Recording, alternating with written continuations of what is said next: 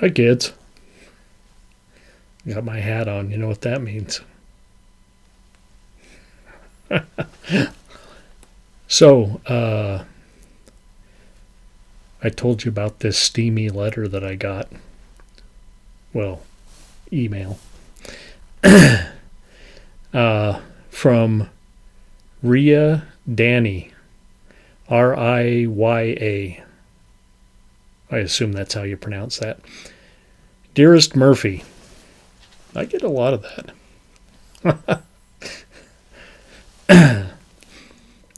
It's kind of a cross between Murph and MacMurphy, which is my last name. You are so cute. I want to play in your makeup kit. You can even keep me in your basement. Well, there's not a whole lot of room down here for keeping anyone. Maybe in the music room. Now that's full of totes right now. We can watch movies all day. I'll keep your drink mixed all day long and keep you even happier all night long. Well, that sounds promising.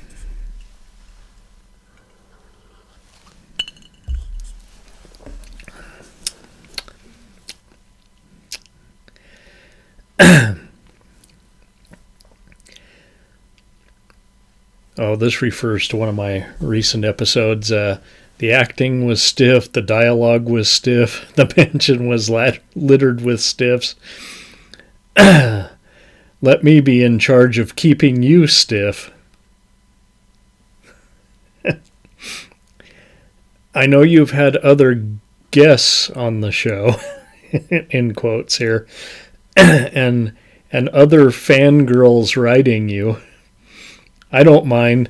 They can join in the fun. You are the most handsome clown I've ever laid eyes on. Your show gets me all tingly. Oh, and you won't have to work at that silly little gas station or whatever it is. Yeah, it's a gas station, convenience store. I don't know, whatever they call it nowadays.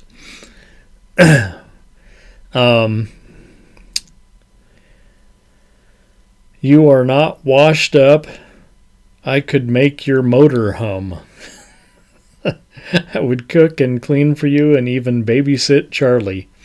I hope you like clown massages. Well, in fact, I do like clown massages.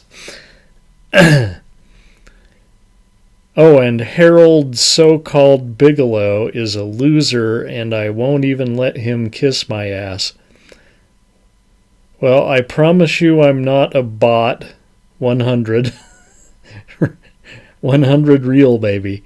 You probably the best, luckiest person ever. Murph the Sexy Clown. Maybe I'll change my name to Murph the Sexy Clown.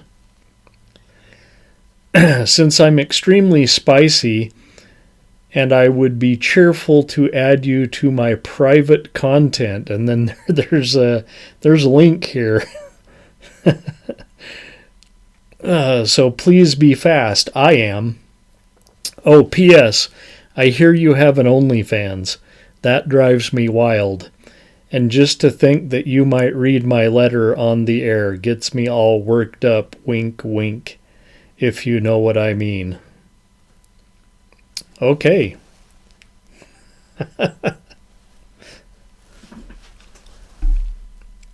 That was lovely. And I think I'll take you up on that clown massage. Hi, kids. Welcome to the late night picture show.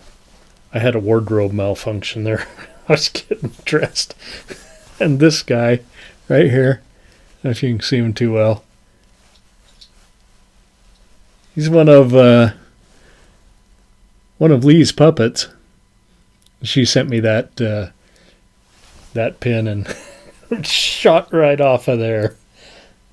Right across the room. I don't know how. I'm just trying to get dressed here. Okay. Now this is just an old fashioned.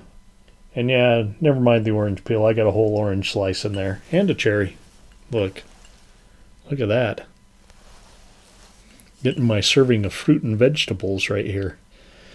But I got, I think I told you I'd tried the Michter's Rye. Best smelling whiskey I ever had. And it was really good. It's just, there's another whiskey, George Dickel, that's just as good for about half the price. Well, I read about this Michter's Sour Mash.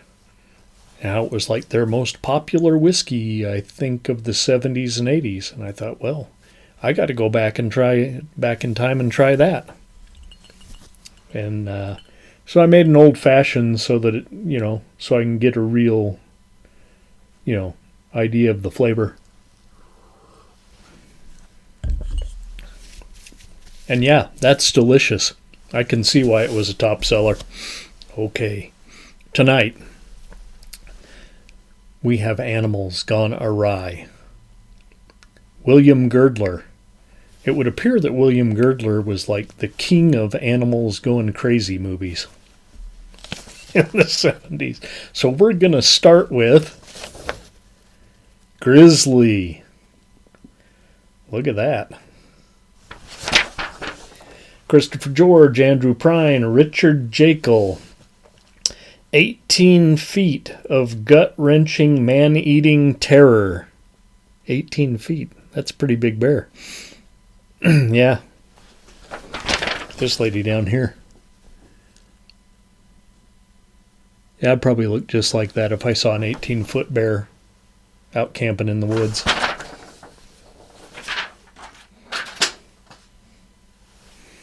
And I might look like a clown, but I can still put on a flannel shirt and go camping in the woods. Grizzly is a 1976 Columbia picture. William Girdler had the big budget.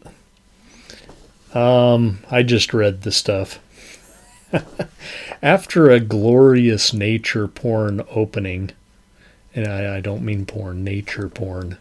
Y'all know what that is, y'all kids. A couple of female campers are attacked and killed by an unseen, heavy-breathing animal. Or guy, I'm not sure. We've seen enough Giallo through the 70s that we've had that heavy-breathing, unseen killer before. Ranger Kelly and his friend hike in and find the bodies. It doesn't take long for the doc to determine that the girls were mauled by a bear. A very large bear. The corporate park superintendent is pissed, and Kelly has to track down his nature buddy, Richard Jekyll, to figure out what is going on. All the while, there is more heavy breathing and more killing. The greedy super refuses to evacuate the mountain. Yeah, that's the suggestion. Let's evacuate the mountain. Get the campers out of here. But I don't know. It's like maybe Memorial Day weekend or something, and everybody's camping on the mountain. As the body count mounts, including one of their own, one of their rangers, maybe Ranger Smith. Kelly and Jekyll somehow determine, and I don't know how, but they determine that the bear is a holdover from prehistoric times. Yeah, 18-foot bear. You heard me. They just deduce this from, I don't know, its footprints, its bite marks. I don't know. After more killings and a parade of flannel shirts exiting the campground below, Jekyll meets his demise in a most humorous manner, and Kelly takes to the skies to track down the giant bear. I made an itch over here. See what I did? Yes, it is the 1970s. It's 1976. Of course, there's a helicopter in the movie. Every movie in 1976 had a helicopter in it.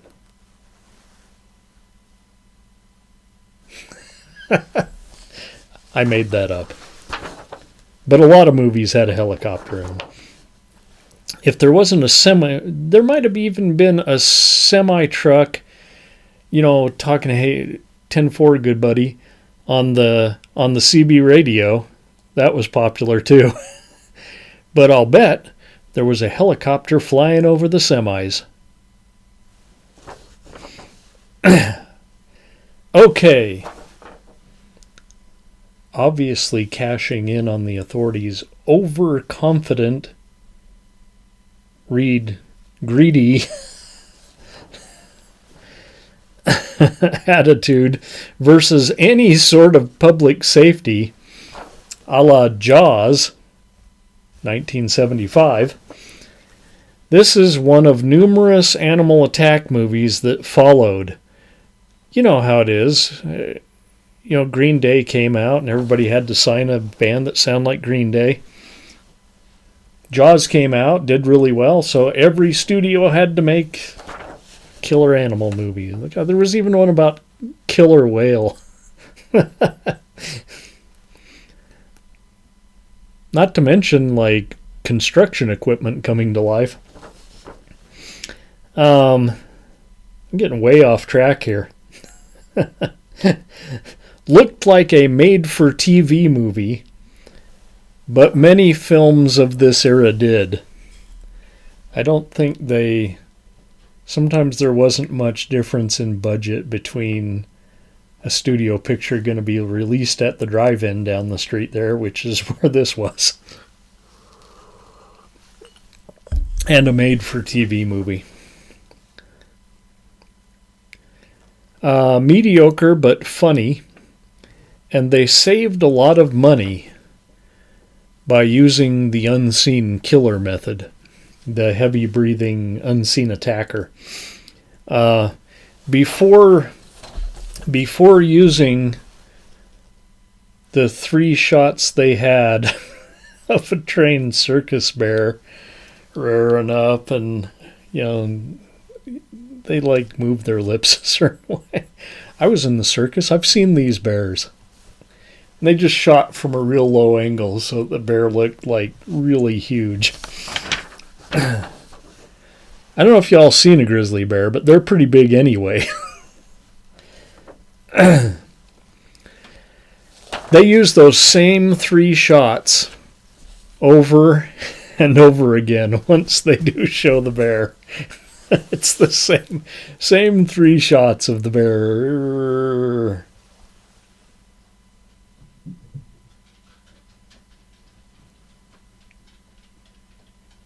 I hear a little dog wandering around up there.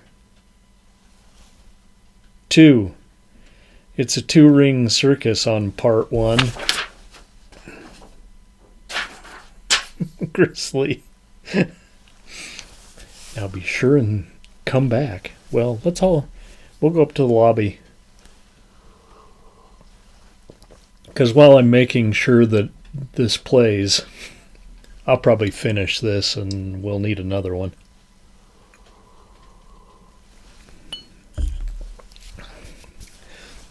So let's all go to the lobby and make ourselves a treat. Let's all go to the lobby. Let's all go to the lobby.